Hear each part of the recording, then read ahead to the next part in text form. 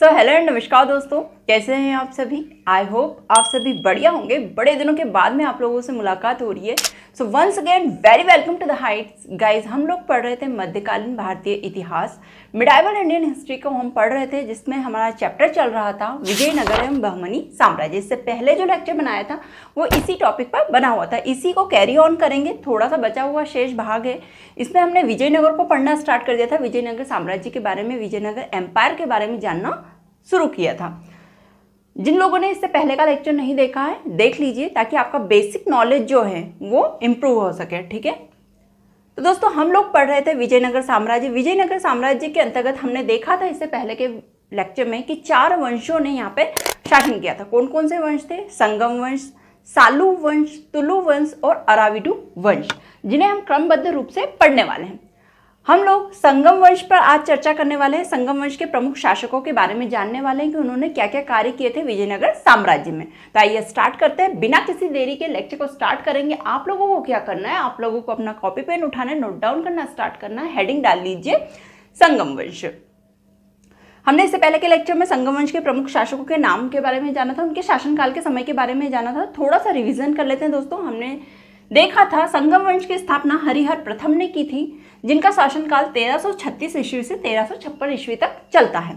उसके बाद में बुक्का प्रथम संगम वंश के द्वितीय शासक बनते हैं, जो कि हरिहर प्रथम के ही छोटे भाई होते हैं। 1356 ईस्वी से 1377 ईस्वी तक बुक्का प्रथम ने शासन किया था संगम वंश पर, विजयनगर साम्राज्य के अंतर्गत आने वाले संगम वंश पर। ठीक है, उसके बाद में हरिहर द्वितीय शासक बनते हैं, जो कि 1377 ईस्वी से 1404 ईस्वी तक शासन करते हैं। फिर बुक्का द्वितीय शासक बनते हैं। बुक्का द्वितीय का जो शासनकाल का समय काफ़ी कम है, 2 वर्षों तक ही शासन करते हैं, उनकी मृत्यु हो जाती है। 1404 ईस्वी से 1406 ईस्वी तक बुक्का द्वितीय शासन करते हैं। देवराय प्रथम 1406 ईस्वी से 1422 ईस्वी, देवराय द्वितीय फिर शासक बनते हैं 1422 से 1446 ईस्वी।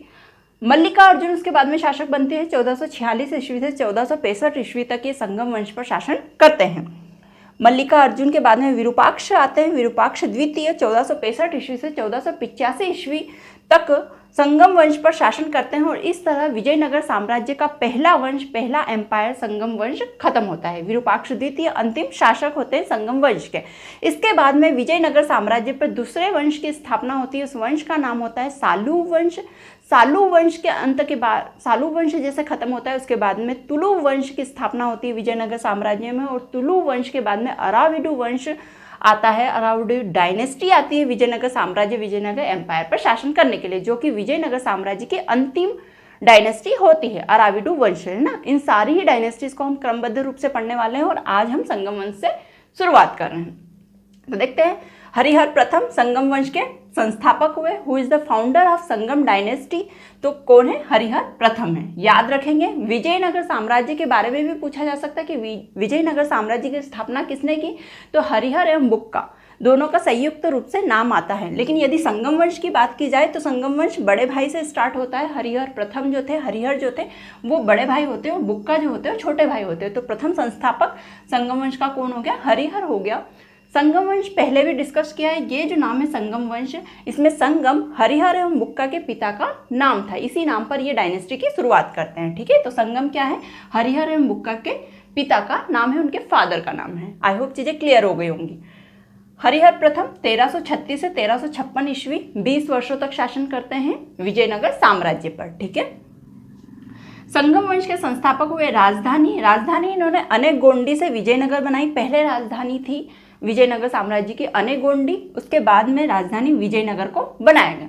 विजयनगर जिसका वर्तमान नाम हम्पी है। तो ऑप्शन में ये भी दिया जा सकता है कि संगम वंश की राजधानी निम्नलिखित में से कौन सी है, और ऑप्शन में हम्पी भी आ सकता है। ठीक है, विजयनगर नहीं आएगा, हम्पी आएगा। तो हम्पी पे आपको क्लिक करना है। ठीक है, क्योंकि विजयनगर का ही वर्तमान नाम क्या है? हम्पी है।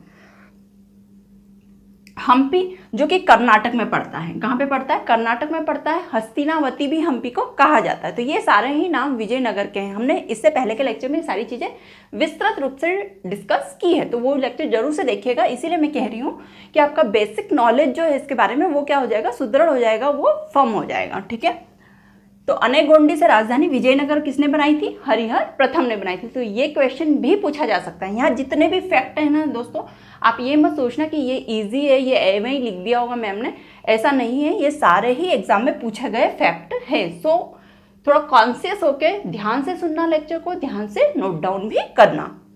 तो अनेगोंडी से विजयनगर राजधानी बनाई थी, किसने बनाई थी? तो संगम वंश के कौन से शासक हुए थे? हरिहर प्रथम हुए थे, जिन्होंने राजधानी अनेगोंडी से बदलकर विजयनगर कर दी थी। विजयनगर का ही वर्तमान नाम हम्पी है और हम्पी को ही हस्तिनावती कहते हैं। वर्तमान में हम्पी कहाँ स्थित है? तो आपके कर्नाटक में स्थित है।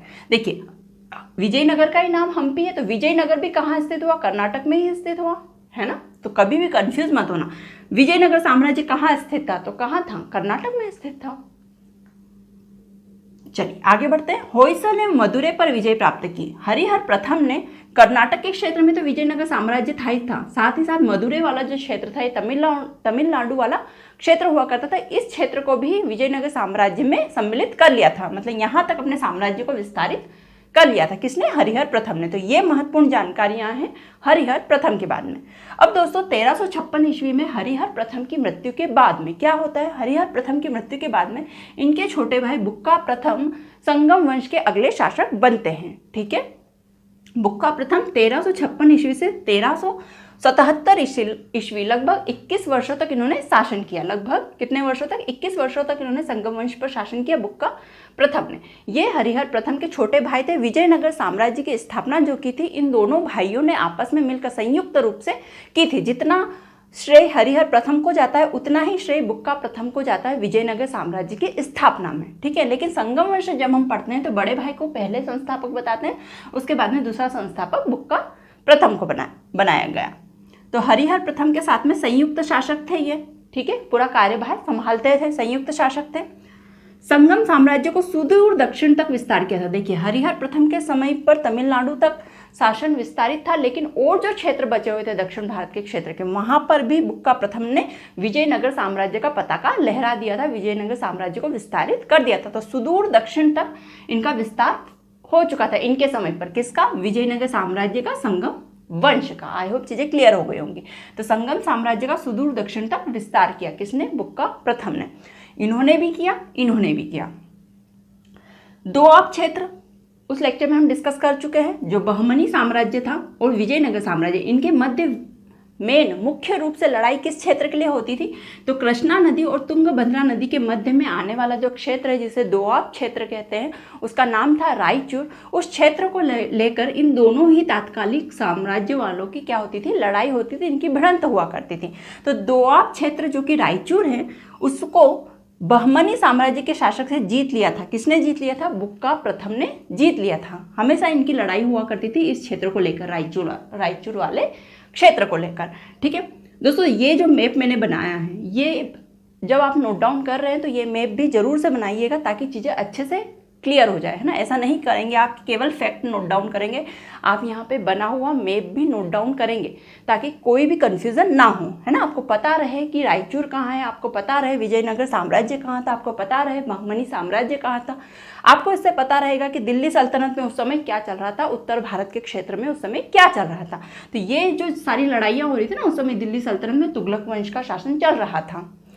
आइए वापस आते हैं हमने जो पॉइंट था उस पर। तो दोआब क्षेत्र ये जो था रायचूर, इसे बुक्का प्रथम, जो कि विजयनगर साम्राज्य के शासक थे, संगम वंश के शासक थे, उन्होंने बहमनी साम्राज्य के शासक से जीत लिया था ये वाला क्षेत्र। बहुत बड़ी विजय की बात है, बहुत बड़ी बात हुआ करती थी, क्योंकि यही क्षेत्र की मुख्य लड़ाई थी। अब जब ये क्षेत्र जीत लिया तो बुक्का प्रथम ने कृष्णा नदी को बहमनी साम्राज्य और विजयनगर साम्राज्य की सीमा रेखा घोषित कर दी थी। क्या बताया था? कृष्णा नदी से उत्तर का भाग, कृष्णा नदी के उत्तर का भाग बहमनी साम्राज्य का होगा, कृष्णा नदी के दक्षिण का पूरा भाग विजयनगर साम्राज्य का होगा। इस बात की घोषणा कर दी थी किसने? बुक्का प्रथम ने। तो ये बहुत बड़ी विजय की बात है। बुक्का प्रथम ने ये वाला क्षेत्र जीत लिया था, दोआब वाला क्षेत्र रायचूर का।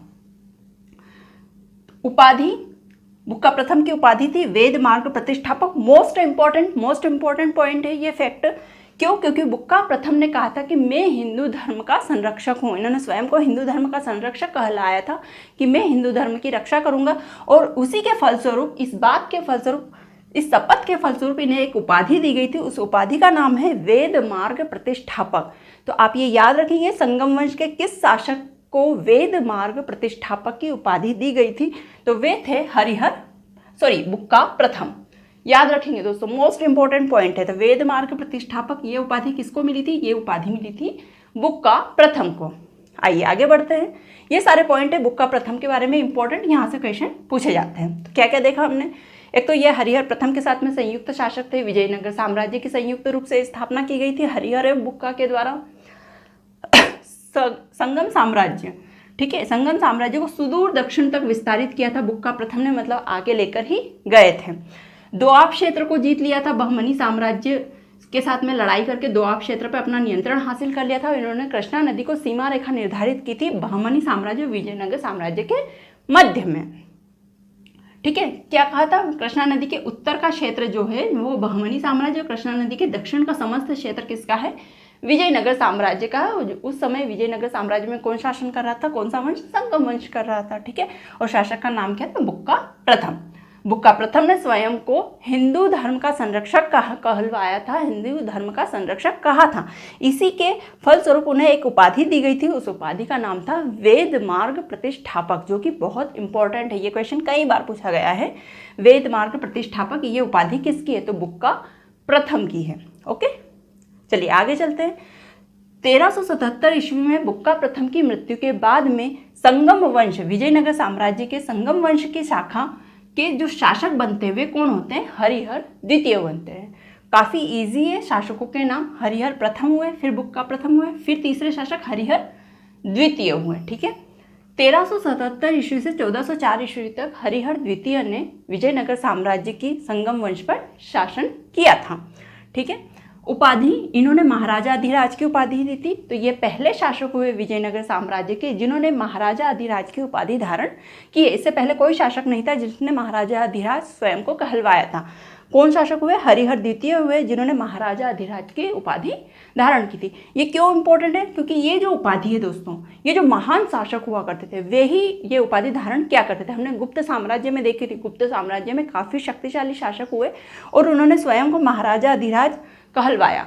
उसी तर्ज पर हरिहर द्वितीय विजयनगर साम्राज्य या फिर कह सकते हैं संगम वंश इस शाखा के प्रथम ऐसे शासक हुए जिन्होंने इस उपाधि को धारण किया था, महाराजा अधिराज की उपाधि। तो ये क्वेश्चन भी पूछा जा सकता है उपाधि के बारे में। हरिहर द्वितीय संगम वंश के वे शासक हुए जो विजयनगर साम्राज्य को विस्तारित करते हुए श्रीलंका तक लेके गए, मतलब श्रीलंका तक का भूभाग इन्होंने विजित कर लिया था और विजयनगर साम्राज्य में सम्मिलित उसे कर लिया था। तो हरिहर द्वितीय श्रीलंका तक विजय हासिल कर ली थी इन्होंने।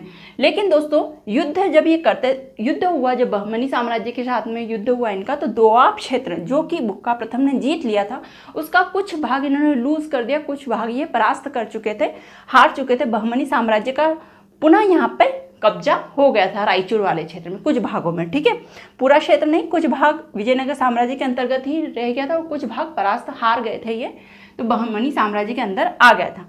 ये इनके शासन के समय में बहुत बड़ी हानि थी विजयनगर साम्राज्य की, कि इन्होंने दोआब क्षेत्र का कुछ क्षेत्र क्या कर दिया था, हार गए थे ये बहमनी साम्राज्य से। लेकिन इनका एक इम्पोर्टेंट जीत हुई थी इनकी, क्या हुई थी, इन्होंने गोवा और बेलगांव वाला महत्वपूर्ण क्षेत्र विजय किया था, ठीक है। यहाँ पे रायचूर के ही निकट गोवा और बेलगांव वाला जो क्षेत्र है वो विजित किया था, जो कि काफ़ी इंपॉर्टेंट क्षेत्र हुआ करता था इस समय पे। क्यों इंपॉर्टेंट हुआ करता था, क्योंकि दोस्तों गोवा में उस समय का सबसे बड़ा और प्रसिद्ध बंदरगाह स्थित था। देखिए यहाँ पे क्या हो गया, पूरी समुद्र की बाउंड्री आ गई है यहाँ पे, है ना।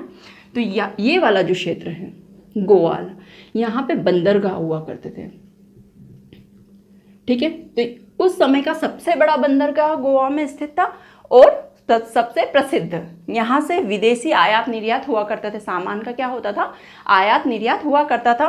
और जो विजयनगर साम्राज्य जो था, जब इन्होंने ये क्षेत्र जीता तो ये विशेष नस्ल के घोड़े यहाँ से विदेशों से मंगवाया करते थे इस बंदरगाह के जरिए। तो ये काफ़ी इंपॉर्टेंट जीत थी हरिहर द्वितीय की, संगम वंश के शासक हरिहर द्वितीय की, ठीक है। तो ये वाला क्षेत्र किसने जीता था, हरिहर द्वितीय ने जीता था। और इस समय पर अच्छी उत्तम क्वालिटी के घोड़े, जो उत्तम नस्ल के घोड़े होते थे, वो अश्व जो होते थे वो मंगवाए जाते थे विदेशों से, है ना, जो कि युद्ध के लिए काफ़ी इंपॉर्टेंट सिद्ध होते थे। तो ये कार्य हुए थे हरिहर द्वितीय के समय। अब जब 1404 ईस्वी में हरिहर द्वितीय की मृत्यु हो जाती है, उसके बाद में संगम वंश के अंतिम अगले शासक जो होते हैं वे कौन बनते हैं? बुक्का द्वितीय बनते हैं। ठीक है, देखिए इजी है याद करना। हरिहर प्रथम हुए पहले शासक, फिर बुक्का प्रथम हुए, फिर हरिहर द्वितीय हुए, उसके बाद में बुक्का द्वितीय हुए। और दोस्तों बुक्का द्वितीय, इनका जो शासनकाल का समय काफ़ी कम है, 2 वर्षों तक इन्होंने शासन किया। तो याद रखेंगे संगम वंश में सबसे अल्पकाल के लिए शासक कौन बने थे? तो बुक्का द्वितीय बने थे। 2 वर्षों तक शासन किए, 1404 ईस्वी से 1406 ईस्वी, अल्पकालीन शासक रहे थे। 1406 ईस्वी में बुक्का द्वितीय की क्या हो जाती है? मृत्यु हो जाती है। अब इनकी मृत्यु हो जाती है तो संगम वंश के अगले शासक बनते हैं देवराय प्रथम। कौन होते हैं? देवराय प्रथम होते हैं। 1406 ईस्वी से 1422 ईस्वी तक यह शासन करते हैं। ये भी काफ़ी अच्छे शासक थे। देखिए संगम वंश में जितने भी शासक हुए ना, काफ़ी योग्य शासक हुए थे, इसीलिए इसका समय बहुत लंबा चला था संगम वंश का, लगभग 150 वर्षों तक। 150 वर्षों तक अकेले संगम वंश ने ही विजयनगर साम्राज्य पर शासन किया है। विजयनगर साम्राज्य के अंतर्गत 4 डायनेस्टीज आती है। उन चारों डायनेस्टीज का समय अगर देखा जाए तो 300 वर्षों तक चारों डायनेस्टी ने विजयनगर साम्राज्य पर शासन किया है। संगम वंश, सालू वंश, तुलु वंश और अराविडु वंश, इन चारों वंशों ने कितने 300 वर्षों तक विजयनगर साम्राज्य पर शासन किया है। लेकिन उनमें केवल अकेले संगम वंश ने 150 वर्षों तक विजयनगर साम्राज्य पर शासन किया। क्यों किया? क्योंकि इनके जो शासक थे काफ़ी योग्य शासक हुआ करते थे। चलिए देवराय प्रथम के बारे में पढ़ते हैं, इनके बारे में जानते हैं। 1406 ईस्वी से 1422 ईस्वी तक देवराय प्रथम संगम वंश के शासक रहते हैं। विद्वानों के महान संरक्षक थे। देवराय प्रथम जो थे ये विद्वानों के महान संरक्षक थे। साहित्यिक और सांस्कृतिक चीज़ों को बहुत ध्यान रखते थे। इन्होंने विद्वानों के सम्मान के लिए एक सभागृह की स्थापना की थी। एक सभागृह बनाया था, एक सभागार बनाया था अपने दरबार में, जिसका नाम था मुक्ता सभागार। नाम याद रखना, क्या नाम था? मुक्ता सभागार। नोट डाउन करना, इंपॉर्टेंट पॉइंट है, पूछा जा सकता है कहाँ पे सम्मान हुआ करता था। तो मुक्ता सभागार में विद्वानों का सम्मान हुआ करता था। कौन करते थे? किसके शासनकाल में हुआ करता था? तो संगम वंश के देवराय प्रथम जो शासक थे उनके शासनकाल में ये हुआ करते थे। ये विद्वानों के संरक्षक थे, विद्वानों को काफी सम्मान किया करते थे। इसी समय पर देखिए विद्वानों को सम्मान करते थे, मतलब यहाँ पे विद्वानों की क्या हो गई होगी, बहुत सारे विद्वान आए होंगे, यहाँ पे विद्वानों की सभा लगने लगी होगी, सभी विद्वान यहाँ इकट्ठे हुआ करते थे। और जहाँ विद्वान इकट्ठे होते हैं वहाँ विद्या क्या होती है? वहाँ विद्या स्थापित होती है, वहाँ शिक्षा का केंद्र बनता है। इसीलिए विजयनगर शिक्षा का प्रमुख केंद्र बना इनके समय पर। किनके समय पर? देवराय प्रथम के समय पर विजयनगर शिक्षा का बहुत बड़ा केंद्र और प्रमुख और महत्वपूर्ण और फेमस प्रसिद्ध केंद्र हुआ करता था। ठीक है, जैसे अब तक हमने बिहार में देखा था, तक्षशिला में देखा था, है ना, वे उसी तरीके से विजयनगर शिक्षा का प्रमुख केंद्र बना था इस समय पे। कब? जब संगम वंश के शासक देवराय प्रथम हुआ करते थे। क्यों? क्योंकि ये विद्वानों का काफी सम्मान किया करते थे। अब जब जब केंद्र बनेगा तब तब बाहर के जो विदेशी यात्री हैं वे आकर्षित होंगे और भारत आएंगे शिक्षा ग्रहण करने के लिए। हमने गुप्त वंश में देखा है ना, हैंसांग, फाहियान, ये सारे चीनी यात्री कब आए थे? जब जब शिक्षा का केंद्र भारत में बना था। आपको पता ही होगा दोस्तों कि इतिहास में पढ़ा जाता है, कहा जाता है ये कि भारत जो था ये विश्व गुरु कहलाया था। इसीलिए यहाँ पर विदेशों से यात्री भारत आते थे शिक्षा ग्रहण करने के लिए। देखिए यहाँ पर विजयनगर शिक्षा का प्रमुख केंद्र बना, इसीलिए इटली के एक यात्री निकोला कांटी भारत आए थे शिक्षा प्राप्त करने, भारत घूमने, भारत भ्रमण करने और यहाँ का शासन देखने के लिए। तो ये क्वेश्चन भी पूछा जा सकता है, मोस्ट इंपॉर्टेंट है। निकोला कांटी जो कि इटली के यात्री थे, कहाँ से आए थे? ये यूरोप से आए थे, इटली के यात्री थे ये। निकोला कांटी भारत आए थे, किस समय आए थे? देवराय प्रथम के समय आए थे। ये क्वेश्चन पूछा जा सकता है। क्या क्या पूछा जा सकता है? देवराय प्रथम जो कि संगम वंश के शासक हुए, उनके शासनकाल में कौन आया था? निकोला कांटी आए थे। निकोला कांटी कौन थे? इटली के यात्री थे। इस समय विजयनगर शिक्षा का प्रमुख केंद्र हुआ करता था, इसलिए शिक्षा प्राप्त करने तथा यहाँ की शासन सत्ता को देखने के लिए ये यहाँ पर आते हैं निकोला कांटी। तो मोस्ट इंपॉर्टेंट पॉइंट है निकोला कांटी के बारे में। ठीक है, देवराय प्रथम के समय ये आए थे। एक और घटना हुई थी देवराय प्रथम के शासनकाल के समय। क्या घटना हुई थी? देवराय प्रथम और बहमनी साम्राज्य के तात्कालिक शासक फिरोज शाह बहमनी का युद्ध होता है इसी क्षेत्र को लेकर। इनका युद्ध केवल ये दोआब क्षेत्र को लेकर हुआ करता था। ठीक है, तो पुनः युद्ध होता है। विजयनगर साम्राज्य के शासक कौन थे उस समय? देवराय प्रथम। और बहमनी साम्राज्य के शासक थे फिरोज शाह बहमनी। इनके मध्य युद्ध होता है और इस युद्ध में देवराय प्रथम की हार हो जाती है। ठीक है, विजय संगम वंश के शासक देवराय प्रथम क्या हो जाते हैं? परास्त हो जाते हैं। और जीत किसकी होती है? इस बार जीत होती है बहमनी साम्राज्य के शासक फिरोज शाह बहमनी की जीत होती है इस युद्ध में। और दोस्तों इस युद्ध में एक संधि की जाती है। उस संधि के का क्या, किस तरह की संधि की जाती है? तो देवराय प्रथम की पुत्री का विवाह फिरोज शाह बहमनी से करवाया जाता है इस युद्ध में संधि के तहत। ठीक है, तो ये चीजें याद रखेंगे आप। 1422 ईस्वी में देवराय प्रथम की मृत्यु के बाद में अगले शासक बनते हैं देवराय द्वितीय। काफी इजी है शासकों के नाम रखना, याद रखना। देवराय प्रथम, फिर बाद में देवराय द्वितीय शासक बने। कब से कब तक इनका शासन चला? इनका शासन चलता है 1422 ईस्वी से 1446 ईस्वी तक इनका शासन चलता है संगम वंश पे। किनका? देवराय द्वितीय का। आइए इनके बारे में इंपॉर्टेंट फैक्ट पढ़ते हैं। पहले तो शासनकाल का समय नोट डाउन कर लेंगे। क्या था? 1422 ईस्वी से 1446 ईस्वी। संगम वंश के महान शासक कौन है? देवराय प्रथम। तो ये क्वेश्चन भी पूछा जाता है, संगम डायनेस्टी, संगम वंश के सबसे महान शासक कौन थे? न तो हरिहर प्रथम का नाम लिया जाता, न बुक्का प्रथम का, ना ही देवराय प्रथम का। सबसे महान शासक हुए थे देवराय द्वितीय। इन्हीं के समय पर संगम वंश ने सबसे ज़्यादा प्रसिद्धि हासिल की थी, सबसे ज़्यादा फेमस हुआ था। इन्होंने काफ़ी महत्वपूर्ण कार्य भी किए और ये विद्वान भी थे देवराय प्रथम। आगे हम जब पढ़ेंगे तो जानेंगे। उपाधि, इनके बारे में क्या क्या उपाधियां हैं? एक तो महान शासक थे, ये क्वेश्चन पूछा जा सकता। संगम वंश के सबसे महान शासक कौन थे? शक्तिशाली शासक कौन थे? देवराय द्वितीय थे। उपाधि कौन कौन सी थी? गजबेटकर, प्रौढ़ देवराय कहा जाता था, इम्मादी देवराय कहा जाता था। सबका मतलब समझते हैं। गजबेटकर मतलब हाथियों का शिकारी। ठीक है, इनके शासनकाल में इनके युद्ध सेना में गजब के हाथी, गजब के मतलब अच्छे से अच्छी नस्ल के हाथी हुआ करते थे। ये अच्छे से अच्छे गहन जंगलों में जाकर बढ़िया क्वालिटी की अच्छी नस्ल के हाथियों का शिकार करके लाते थे। इन्हें गजबेटकर इसीलिए कहा गया था। तो कौन सी उपाधि थी इनकी? गजबेटकर। ये पूछा जा सकता है। ठीक है, गज से आप याद रखेंगे हाथी। ठीक है, हाथी का पर्यायवाची शब्द है गज। चलिए, तो कौन सी उपाधि थी? गजबेटकर। ब्रैकेट में लिख लेंगे हाथियों का शिकारी। प्रौढ़ देवराय, प्रौढ़ का यहाँ पे अर्थ है समझदार। ठीक है, देवराय की तरह ही समझदार है, इसीलिए इन्हें प्रौढ़ देवराय कहा गया था। इम्मादी देवराय, इम्मादी का अर्थ होता है महान। ठीक है, तो महान देवराय भी इन्हें कहा गया था। तो ये उपाधि थी इम्मादी देवराय। तो ये जो वर्ड है ना, इनका जो अर्थ है वो ब्रैकेट में आप लिख लेंगे। इम्मादी का क्या है? महान।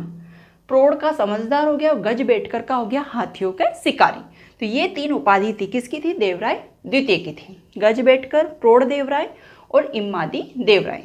आगे जो पढ़ते हैं, संपूर्ण विजयनगर में, मतलब जो विजयनगर का पूरा क्षेत्र है, दक्षिण भारत का जो एरिया, पूरा विजयनगर साम्राज्य जहाँ तक विस्तारित था, वहाँ तक देवराय द्वितीय के द्वारा स्थापित किए गए अभिलेख मिलते हैं। तो सबसे ज़्यादा अभिलेख किसने स्थापित किए संगम वंश में? देवराय द्वितीय के द्वारा अभिलेख स्थापित करवाए गए। तो ये क्वेश्चन भी घुमा के पूछा जा सकता है कि संगम वंश के किस शासक ने सबसे ज़्यादा विजयनगर साम्राज्य में अभिलेख स्थापित किए? तो वह कौन थे? वे थे देवराय द्वितीय। इन्होंने संपूर्ण विजयनगर में अभिलेख स्थापित करवाए थे। इनके समय में विजयनगर में ईरानी राजदूत अब्दुल रज्जाक आते हैं। क्या नाम है ईरानी राजपूत का? अब्दुल रज्जाक। ये एक ईरानी राजदूत हुआ करते थे, राजपूत नहीं, राजदूत। ओके, तो कौन थे? अब्दुल रज्जाक। नाम याद रखेंगे, अब्दुल रज्जाक ईरानी राजदूत थे। ये भारत आए थे और इन्होंने विजयनगर को विश्व के श्रेष्ठ नगरों में से एक बताया था। क्या कहा था? कि ये विश्व में जितने भी श्रेष्ठ नगर हैं उनमें से एक विजयनगर भी है। इतना श्रेष्ठ बताया था विजयनगर को। उस समय पर किसने बताया था? अब्दुल रज्जाक ने बताया था। और ये कौन थे? अब्दुल रज्जाक ईरानी राजदूत हुआ करते थे। किसके समय पर आए थे? ये इंपॉर्टेंट है। तो संगम वंश के शासक देवराय द्वितीय के समय में ये भारत आए थे। मोस्ट इंपॉर्टेंट पॉइंट हो जाता है,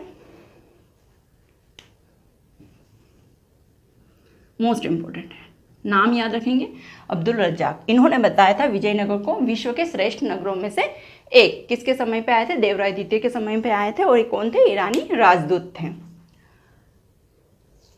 देवराय द्वितीय स्वयं भी एक महान साहित्यकार और विद्वान हुआ करते थे। इनकी रचनाएं क्या क्या है, देखिए ये इसीलिए इन्हें महान भी कहा गया था, महान शासक, क्योंकि युद्ध नीति तो इनकी अच्छी थी, साथ ही साथ ये विद्वान भी हुआ करते थे, है ना। तो एक महान विद्वान और साहित्यकार थे। इनकी रचनाएं थी महानाटक सुधानिधि। नाम याद रखेंगे रचनाओं का, किसके द्वारा लिखी गई है ये पूछा जा सकता है। तो महानाटक सुधानिधि संगम वंश के शासक देवराय द्वितीय द्वारा रचित है। स्वयं इन्होंने रचना की थी इसकी, महानाटक सुधानिधि की। ब्रह्मसूत्र, ब्रह्मसूत्र जो कि किसके द्वारा लिखा गया है, बादरायण के द्वारा लिखा गया है ब्रह्मसूत्र।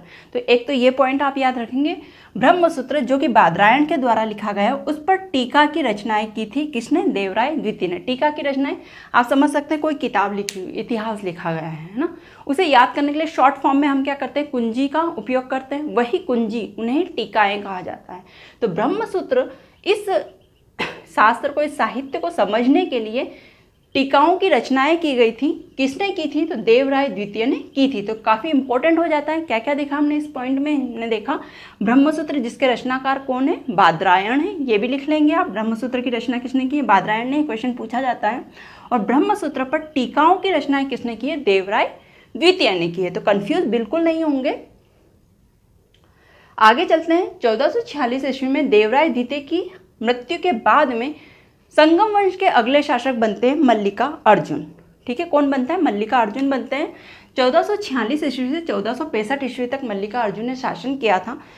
इनके समय पर एक चीनी यात्री हुए माहुआन, वो विजयनगर आए थे मल्लिका अर्जुन के समय पे। कौन शासक हुए थे, शासक हुए थे माहुआन, ये विजयनगर आते हैं मल्लिका अर्जुन के समय पे। तो ये चीज़ें आप याद रखेंगे। ये पूछा जा सकता है कि माहुआन एक चीनी यात्री थे, वो किसके शासनकाल में भारत आए थे, तो मल्लिका अर्जुन जो कि संगम वंश के शासक हुए, उनके शासनकाल में भारत आए थे। ये चीज़ें याद रखना है ना, क्योंकि हैंसांग फाहियान के बारे में तो पूछा जाता है, आप लोगों को पता भी होगा, प्रसिद्ध क्वेश्चन है, इंपॉर्टेंट क्वेश्चन है, पूछा जाता है एग्जाम। लेकिन माहुआन ये नाम कुछ ही लोगों को पता होता, तो ये क्वेश्चन पूछा जा सकता है यदि टफ क्वेश्चन में डालना हो तो माहुआन ये नाम भी आप ऐड कर लेंगे फाहियान और हैंसांग के साथ में, उनसे मिलता जुलता नाम भी है। ये भी चीनी यात्री थे और भारत आए थे, विजयनगर आए थे। किसके शासनकाल में आए थे, विजयनगर की एक शाखा है संगम वंश, संगम डायनेस्टी के शासक हुए मल्लिका अर्जुन, उनके शासनकाल के समय पर ये भारत आए थे, विजयनगर आए थे। चलिए आगे बढ़ते हैं। मल्लिका अर्जुन 1465 में इनकी मृत्यु हो जाती, तो उसके बाद में अगले शासक होते हैं संगम वंश के विरूपाक्ष द्वितीय। क्या नाम है, विरूपाक्ष द्वितीय। इनके शासनकाल का समय नोट डाउन करेंगे। 1465 ईस्वी से 1485 ईस्वी तक इन्होंने विजयनगर साम्राज्य की संगम वंश की शाखा पर शासन किया था। इनके बारे में इंपॉर्टेंट क्या है, तो इनके बारे में इंपॉर्टेंट तो यही है दोस्तों कि इनके समय पर संगम वंश, संगम डायनेस्टी में अराजकता की स्थिति बन गई थी, क्षेत्रीयता की भावना लोगों में पनपने लगी थी, छोटे छोटे राज्यों का उदय होने लगा था। जो विजयनगर साम्राज्य है उसका विस्तार सिकुड़ने लगा था। ठीक है, उसका जो क्षेत्र है वो क्या होने लगा था, सिकुड़ने लगा था, श्रिंक होने लगा था, ये क्षेत्रों को हारने लगे थे। तो ऐसी स्थिति हो गई थी, इसीलिए ये संगम वंश के अंतिम शासक हुए। मतलब यहाँ से संगम वंश थोड़ा सा क्या हो गया था, लूज हो गया था। तो संगम वंश के अंतिम शासक कौन हुए, विरूपाक्ष द्वितीय। मोस्ट इंपॉर्टेंट, क्योंकि हर बार क्वेश्चन पूछा जाता है कि संगम वंश के शासक कौन थे, इस संस्थापक कौन थे, तो हरिहर प्रथम या विजयनगर साम्राज्य का संस्थापक का नाम पूछा जाता तो हरिहर एवं बुक्का का नाम ले लेते हैं। लेकिन यदि संगम वंश जो कि इतना महान वंश था, 150 वर्षों तक इन्होंने शासन किया था विजयनगर साम्राज्य के, उसके अंतिम शासक के बारे में भी पूछा जा सकता है। तो अंतिम शासक कौन हुए, विरूपाक्ष द्वितीय हुए, नाम याद रखेंगे। विरूपाक्ष द्वितीय, चूंकि इनके साम्राज्य में अराजकता की स्थिति फैल गई थी, तो इन्हीं के जो सेनापति थे, नाम था उनका नरसिंह सालू। क्या नाम था, नरसिंह सालू, जो कि विरूपाक्ष द्वितीय के सेनापति थे। उन्होंने विरूपाक्ष द्वितीय की हत्या कर दी थी, ठीक है, मार दिया था, और एक नए वंश की स्थापना की थी विजयनगर साम्राज्य में। उस वंश का नाम होता है सालू वंश। तो इस तरह एक नवीन वंश, नवीन डायनेस्टी की उत्पत्ति हो जाती है विजयनगर साम्राज्य में। तो क्या क्या इंपॉर्टेंट चीजें थी, विरूपाक्ष द्वितीय संगम वंश के अंतिम शासक हुए। इनकी हत्या किसने की, तो इनकी हत्या इन्हीं के सेनापति नरसिंह सालू ने कर दी थी, और एक नए वंश की स्थापना करी विजयनगर साम्राज्य में। उस नए वंश का नाम था सालू वंश, सालू डायनेस्टी। मोस्ट इंपोर्टेंट डायनेस्टी है। आने वाले लेक्चर में हम सालू वंश के बारे में पढ़ेंगे। आज के इस लेक्चर में हमने संगम वंश के तमाम जो शासक थे, प्रमुख शासक थे, उनके बारे में पढ़ा। सभी इंपॉर्टेंट है, सारे फैक्ट इंपॉर्टेंट है विजयनगर के बारे में। विजयनगर साम्राज्य के बारे में मुख्य परीक्षा में भी इंडिविजुअल क्वेश्चन पूछा जाता है, तो सारे फैक्ट लिखना जरूरी है। यदि उसके प्रमुख शासकों के बारे में क्वेश्चन पूछ लिया जाए तो हमें सारे शासकों के नाम पता होना चाहिए, उनके शासनकाल का समय पता होना चाहिए और उनसे जुड़े हुए मुख्य फैक्ट, जो मुख्य तथ्य हैं, उनके बारे में पता होना चाहिए। तो हमने आज सारे इंपॉर्टेंट फैक्ट डिस्कस किए।